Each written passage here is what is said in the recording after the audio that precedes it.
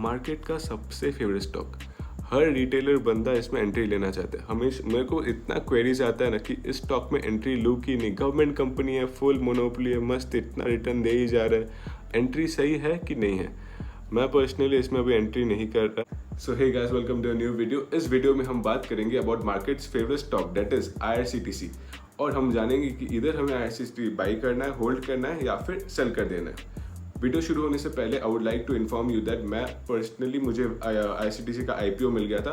उसके बाद मैंने IRCTC का एक भी स्टॉक बाय नहीं किया, एक भी स्टॉक मैंने फ्रेश पोजीशन नहीं बनाया। अगर जिन लोगों को बस ये जानना था, they are free to leave. And जिन लोगों को जानना है that why I am not taking fresh position in IRCTC, they can hold on to the end of the video. So let's start the analysis. First will see that IRCTC का main business क्या है। IRCTC basically is involved in the catering business, then they're involved in tourism business and ticketing business, right? उनका catering business में आपको पता होगा कि rail नील जो है, उनका वाटर सप्लाई जो वो देते हैं, उनका फुल बिजनेस IRCTC के पास है। एंड द टूरिज्म तो बिजनेस है ही, फुल मोनोपोली।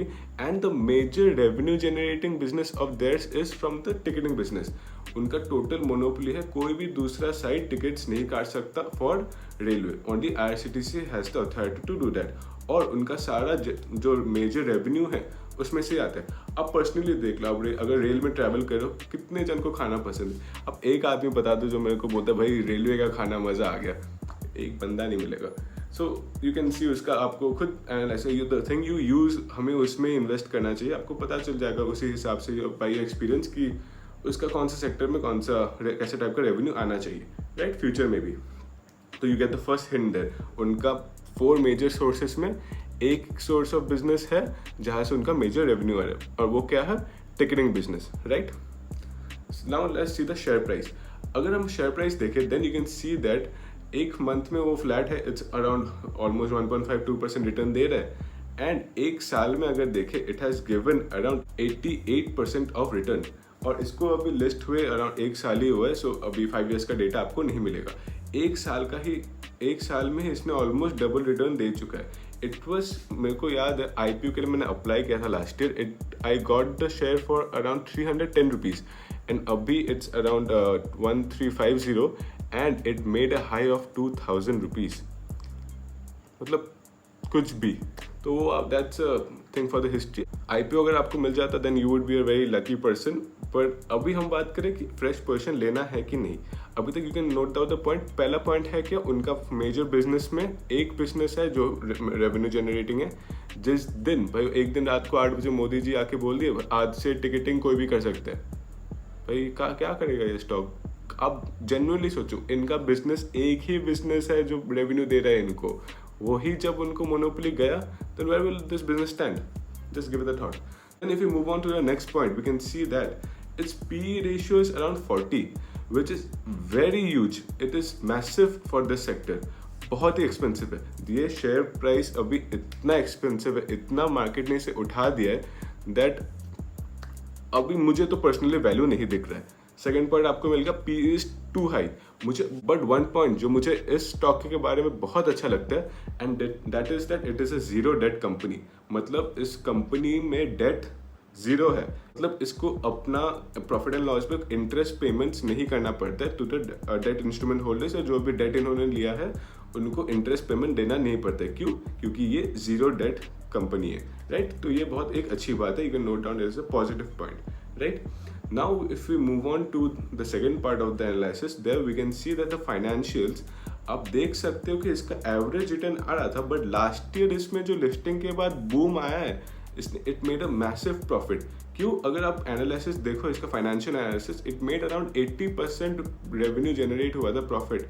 मतलब 80% एक बिजनेस अगर साल में ग्रो कर रहा है, 80% मतलब डबल रेवेन्यू दे रहा है अपना। समझ रहे, प्रॉफिट 80% आ रहा है। मतलब क्यों आया वो? बिकॉज सितंबर लास्ट ईयर जो उनका रेवेन्यू में इंक्रीज हुआ just because of the ticketing का जो उनका प्राइसेस में हाइक आया था।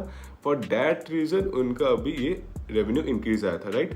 तो आप देख सकते हो जो इंडिकेशन, एक ही बिजनेस है जो कभी भी खतरे में आ सकता है, उसमें से उनको रेवेन्यू आ रहा है। इनकेस दैट अगर अभी मोनोपोली है, सडनली सेपरेट हो गया। अभी पेटीएम का देखो कितना लार्ज नेटवर्क है ऑफ एंटायर इंडिया, सब लोग पेटीएम यूज करते हैं। एक दिन बोल दिया कि ये प्राइवेटाइज हो गया, पेटीएम लोग अपना चालू कर दिए, they can also give tickets for railway. कहा where will this business stand? So future aspect अगर देखो, it has a little bit of doubt in that. अभी हम आते हैं मेन पार्ट इस एनालिसिस में, जो मैं आपको दिखाना चाहता हूँ, जहाँ पे सारा गेम चल रहा है एंड हम देख सकते हैं रिटेलर्स किस प्रकार से इस स्टॉक में फंस रहे हैं।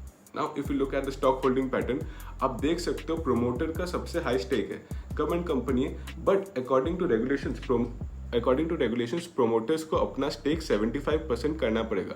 तो आप रिसेंटली इसमें अभी कोई भी ऑफर फॉर सेल एक्सपेक्ट कर सकते हो, जहाँ पे promoters will be selling the stake and make धीरे धीरे वो 75% तक उनको लाना पड़ेगा, राइट।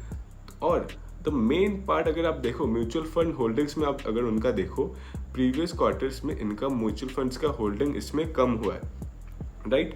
फिर अगर आप फॉरेन इंस्टीट्यूशंस देखो, जो लोग बाहर से मतलब इंडिया में इन्वेस्ट करते हैं पैसा, IRCTC में उनका भी इन्वेस्टमेंट कम हो रहा है। और पैसा कौन डाल रहा है अगर आप देखो, अदर पार्टीज, मतलब कौन?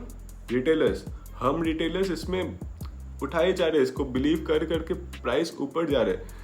तो अगर आप ध्यान से देखो, कोई भी इसमें ट्रस्ट नहीं दिखा रहा है, बट फिर भी ये हमारा फेवरेट स्टॉक है। रिटेलर्स इसमें इन्वेस्ट किए जा रहे, बाकी बड़े लोग इसमें विड्रॉ कर रहे हैं, बट हमें नहीं। हमें तो जो भी प्राइस 2000 रुपये में also people have bought the stock and 2000 for this stock is too over valued. मैं जनरली बोला इस प्राइस पे भी also is very over valued, क्योंकि ये बिजनेस का फ्यूचर एस्पेक्ट उतना नहीं है, क्योंकि एक ही उनका business that which can be threatened at any point in the future is generating that much of revenue for the entire business, और उसके फेथ के बेसिस पे the retailers are investing in the stock, which I don't think it's a very wise decision from the retailers.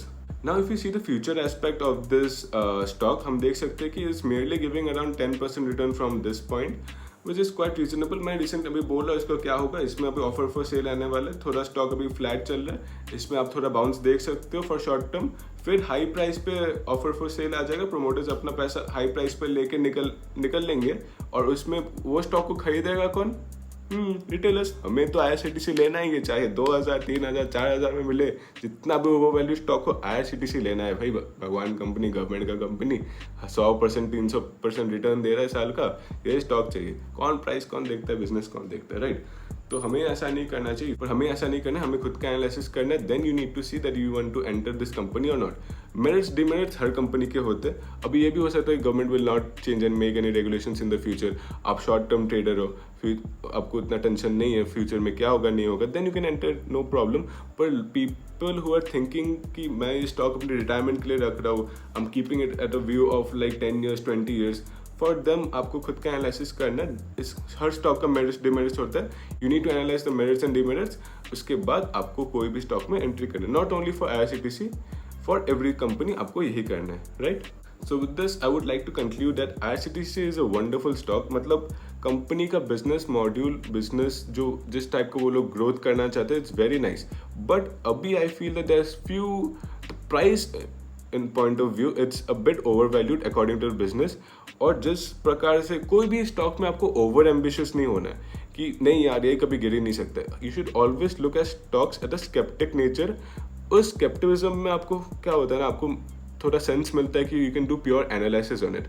आप analysis करोगे then you can decide that you need to enter और not. It's a beautiful stock, it's a wonderful stock. मेरे personal portfolio में अभी भी है, I won't lie about it, but I don't see future value in it at this point. Maybe I will the future. I will surely make a video on it. For now, I would hold on to it, but I wouldn't make any fresh positions. So that's it for today's video. अगर आपने यहाँ तक video देख दिया then please to hit the like button. और अगर आपको content अच्छा लग रहा है then consider subscribing to the channel. I bring company stock reviews ऐसे ही, और आपको एक in-depth analysis देता हूँ कि ये आपके पोर्टफोलियो में होना चाहिए कि नहीं चाहिए। So मिलते हैं आपको अगले वीडियो पे।